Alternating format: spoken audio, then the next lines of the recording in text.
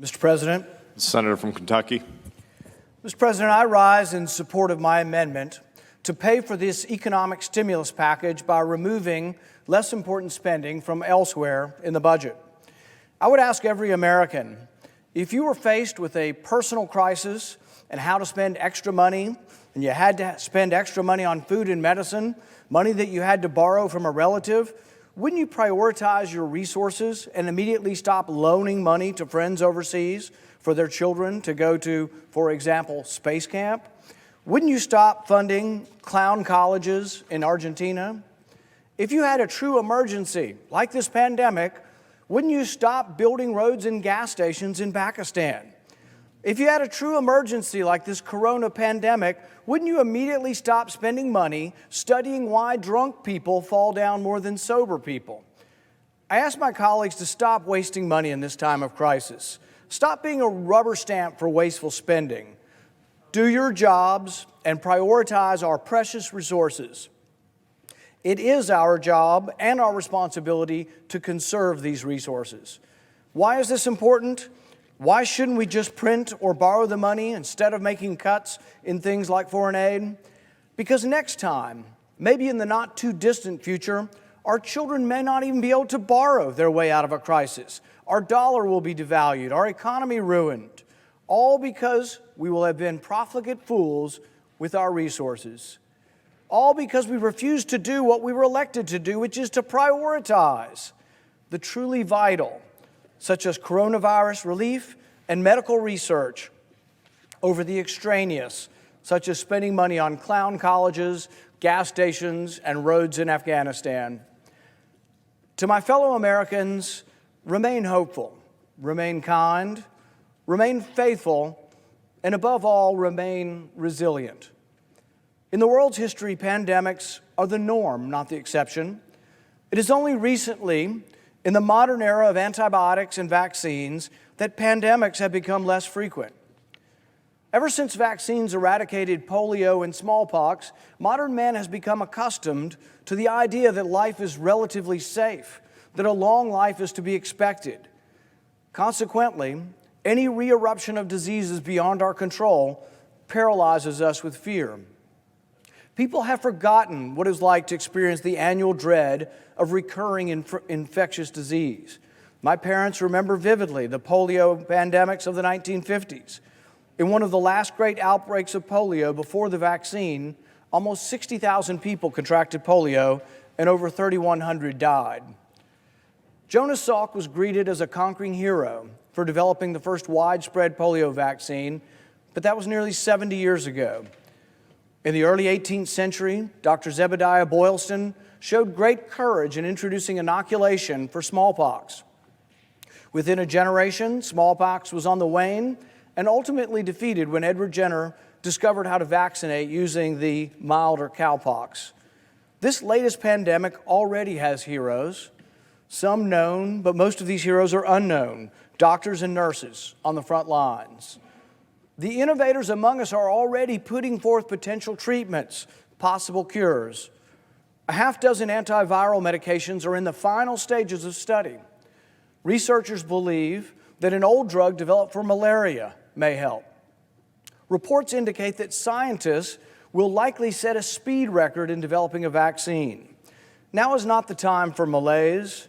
Now is the time for optimism. By summer, there is a very good chance we will be in the recovery phase. Now is not the time to give in. Several generations have grown unfamiliar. They've grown up unfamiliar with the devastation of pandemics.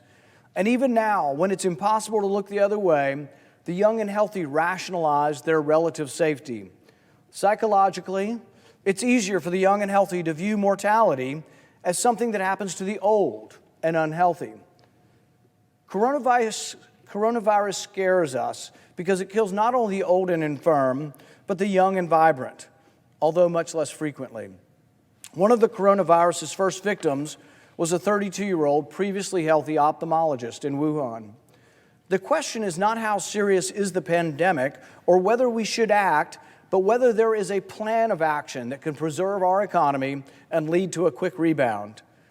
I don't think anyone will ever know for certain whether grinding the U.S. economy to a halt was necessary.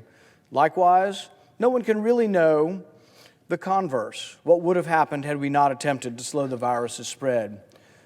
It is useful, though, to remember that just 10 years ago, we suffered the swine flu pandemic, and the swine flu was no walk in the park.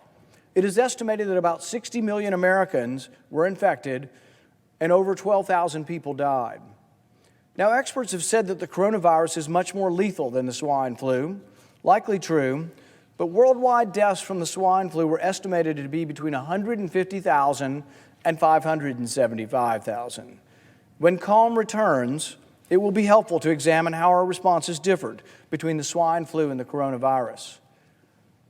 At one time, we were completely helpless before the ravages of natural disasters, such as infectious diseases.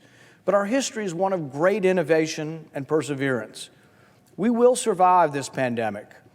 What government does to mitigate the calamity should be short-lived, temporary, and cause as little distortion to the free market economy as possible.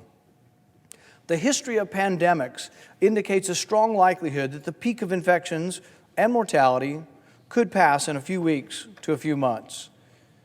Congress should remain calm and try not to explode the debt in our response. The public should know that Congress has already enacted reforms that will free up millions of industrial masks to be used by our doctors and nurses. Thoughtful sequestration and quarantining is in place and helping. And in addition, I have introduced legislation to allow our university labs and advanced private labs to be able to develop additional testing for coronavirus and possible cures by removing red tape at the FDA. I do worry, though, that as we go further into debt, we may reach a point where our debt is so large that we are unable to manage the next pandemic. We should never forget fiscal responsibility, even in a crisis.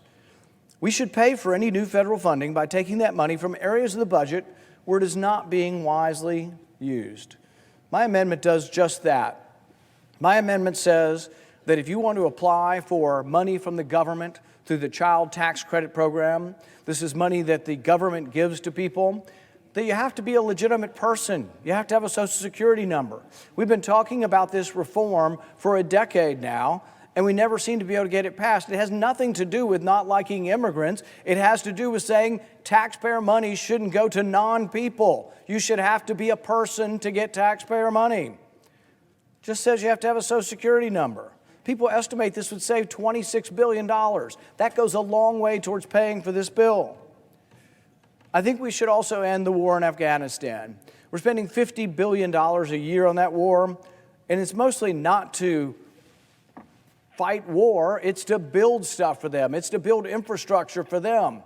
We've got a lot of problems with infrastructure in our own country without spending $50 billion a year in Afghanistan. If we have a true emergency now, it's our job to prioritize, to take that money from where it's not being spent wisely to spend it on something that we need at the moment. My bill also allows the president to look throughout the budget and transfer money from any other wasteful areas. If you look at our budget, it's loaded with waste. Nobody ever calls the waste. And we have an emergency and they say, let's just borrow more money. Instead, what we should do is we should actually take money that's unwisely spent and move it over to account for this emergency. What I'm offering is a very reasonable proposal. We simply pay for this emergency bill by taking money from other areas of waste in the budget. Thank you, Mr. President.